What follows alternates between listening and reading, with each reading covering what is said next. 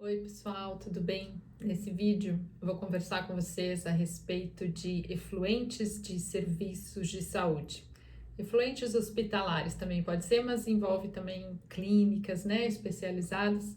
Eu gosto muito desse assunto, eu fiz o meu doutorado em tratamento de efluentes hospitalares, com tratamento biológico, foi um projeto grande, com apoio da Funasa, foi realizado lá no Hospital de Clínicas de Porto Alegre e se avaliou tratamento e desinfecção. Então, faz bastante tempo já que eu me interesso por esse assunto e eu quero conversar com vocês, dar uma explicada geral, assim, o que acontece de especial nesses efluentes, por que a gente tem que olhar de uma forma, né, com mais cuidado. Vamos pensar o seguinte, ó, um hospital, né? Onde é que tem os maiores usos de produtos químicos? E químicos aqui eu estou falando assim, inclusive medicamentos, químicos de uma forma geral. Primeira coisa, a gente tem todo aquele processo de limpeza e desinfecção. Então ali, né, tem um grande uso de produtos químicos. Hospitais, então, que tem lavanderia, então esse consumo de químicos é ainda maior e isso vai parar no efluente, sim, principalmente da lavanderia. Então, sim, temos lá desinfecção e limpeza, ok? Agora, do outro lado, pensando para o lado lá dos pacientes, né, que são atendidos. Então, a gente utiliza muitos produtos químicos para diagnóstico. Então, lembra lá, ó, quem vai fazer aqueles contrastes, né, para um raio-x? A pessoa é injetado iodo, ela toma iodo. Esse iodo vai ser excretado depois lá na urina.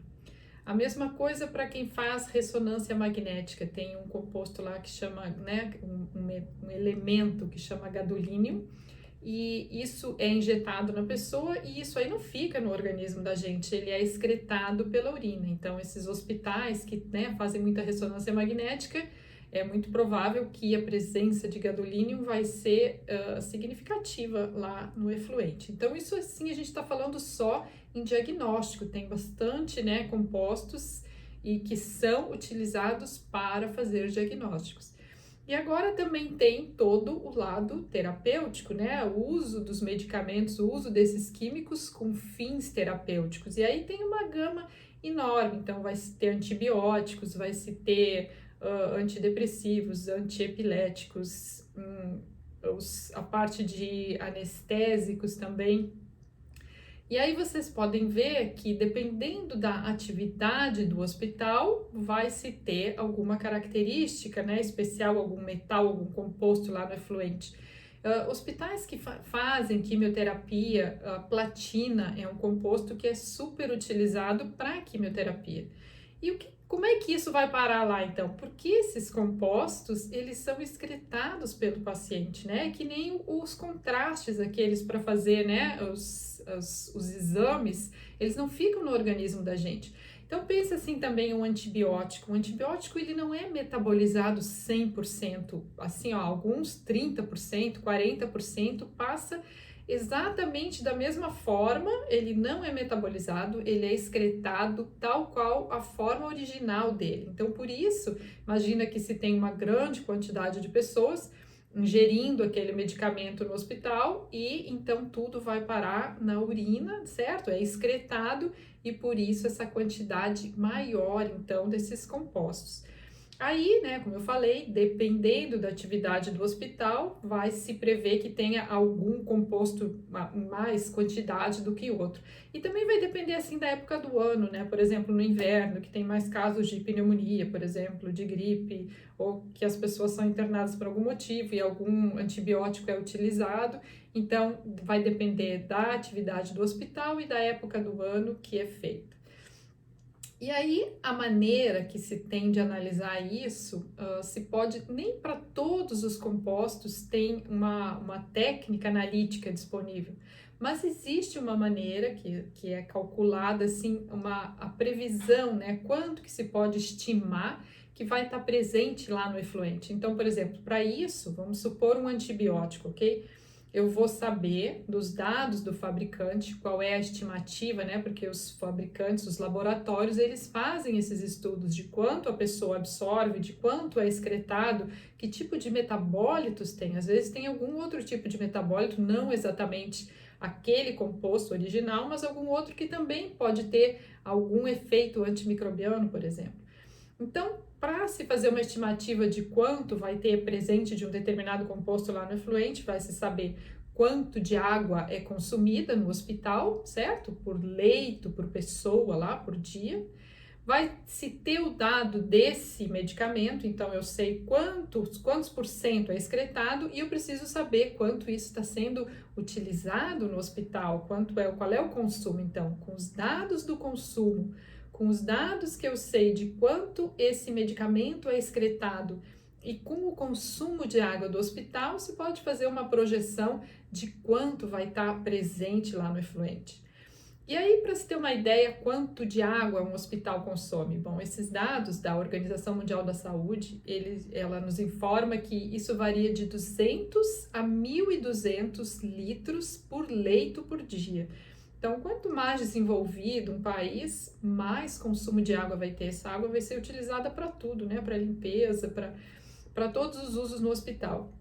Para aqueles países mais pobres, vai se ter esse consumo bem baixo, tipo de 200 litros por leito por dia, ok? Então, isso vai depender. Quais são as outras informações que se tem? Bom, quanto a análises de DQO, DBO sólidos, mais ou menos é 2 a 3 vezes o valor de um esgoto sanitário comum, ok? Então, mais ou menos esses valores. E aí, claro, porque se coloca tudo lá em DQO, DBO, não se tem exatamente esses valores de quanto de antibiótico, de quanto de platina, de quanto, né, todos esses compostos que se utilizam.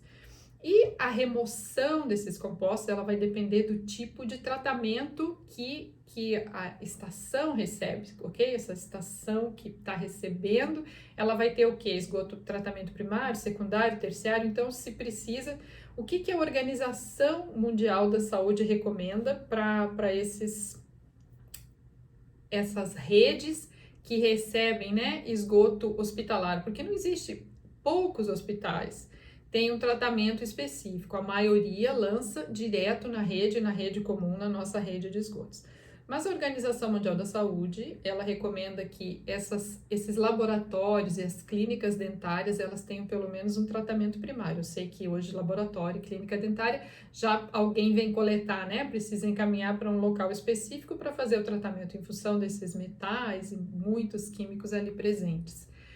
E a Organização Mundial da Saúde recomenda também que para um hospital possa lançar o seu esgoto numa rede de esgoto sanitário comum, a estação que vai fazer o tratamento, ela deve ter tratamento terciário, ok? Então, todo o tratamento secundário, além disso, mais o tratamento terciário, com pelo menos 95% remoção de patogênicos, de remoção de organismos patogênicos. Por que isso? Agora aqui eu quero falar outra coisa. O que acontece, por exemplo, com a transferência de informação entre bactérias? Existe essa transferência de informação horizontal entre organismos da mesma espécie. Então, por exemplo, se identifica no hospital, existe essa presença bastante de bactérias resistentes a antibióticos no esgoto, ok?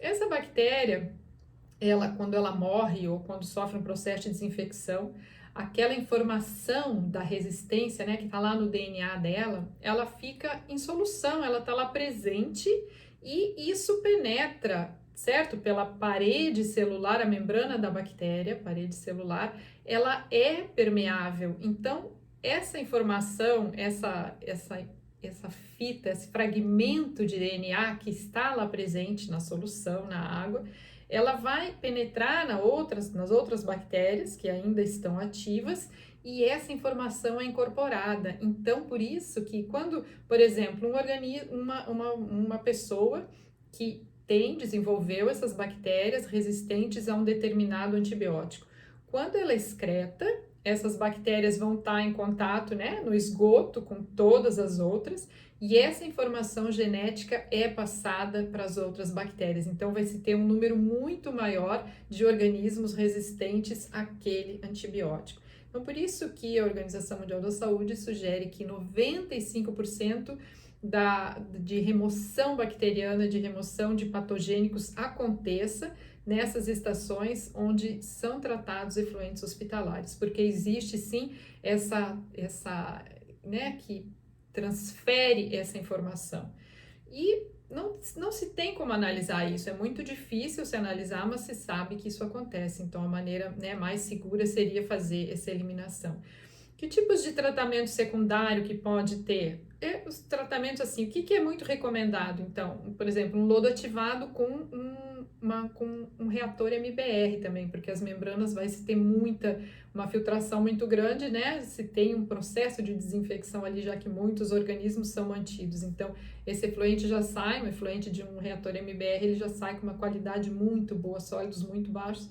Então, seria muito interessante ter isso. Mas processos anaeróbios também funcionam. Então, seria um processo comum de lodos ativados, um processo secundário comum seria adequado. Mas, então, se precisa um processo terciário também, onde vai se pegar todo esse efluente que foi tratado, né, do processo secundário, desse processo biológico, e aí vai se passar por uma filtração em carvão ativado ou com ozônio.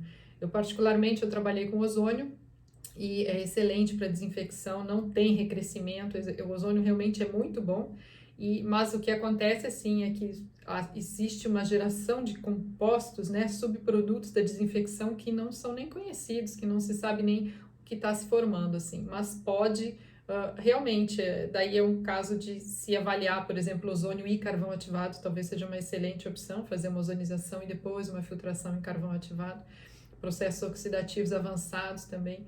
Mas assim é muito importante que não se, né, que não se permita espalhar no meio ambiente, digamos assim, todas essas contaminações, essas informações genéticas que vão se passando de um esgoto contaminado, né, com efluente hospitalar. E além disso, também é recomendado que se façam análise de metais, de sulfatos, cianetos, detergentes e tudo, porque tudo isso pode estar. Então vocês pensam tudo que é utilizado no hospital, isso aí vai estar numa concentração maior no efluente hospitalar. E é um problema, sim, e isso é uma coisa assim, ó, que a gente sabe que a maioria dos hospitais lança numa rede pública, então tem que se prestar atenção como esse tratamento é feito nessa rede pública, nessa estação pública, né, de esgotos, que recebe esses efluentes. E como que se analisa, então, um efluente, por exemplo? Porque não se vai se analisar tudo que está presente no efluente hospitalar, então se faz análises toxicológicas para ver como que isso está impactando no ambiente. Então, se fez todo um processo até de tratamento e se faz uma análise de toxicidade após para verificar o quanto foi removido, ok? Isso é um assunto muito vasto, tem muita coisa muito interessante a respeito de cada vez se descobre mais em função das técnicas analíticas estarem mais refinadas, a gente vai descobrindo mais e mais compostos que estão presentes, tanto no efluente, né, como no ambiente, então se começa a se detectar isso em maior quantidade no ambiente, e é uma preocupação muito grande, e então cabe aí para a parte hospitalar todo o gerenciamento, como mitigar, né, fazer com que eliminar na medida do possível o que esses químicos cheguem, mas quanto realmente às excreções dos pacientes, isso não tem como fazer, isso faz parte, né, não tem como se precisa tratar, então essa parte de mitigar é mais complicada, mas se pensar assim no uso de químicos e como não usar químicos que não precisem ser diluídos, que não precisem ser despejados no ralo, então que seja simplesmente limpezas a seco, ou produtos químicos que vai usar e não vai precisar enxaguar depois, por exemplo. E então essa é uma maneira e é o que se precisa investigar hoje, além de investir nesses processos de tratamento mais eficientes. Espero que vocês tenham entendido, então, e mandem as suas dúvidas também ou comentários.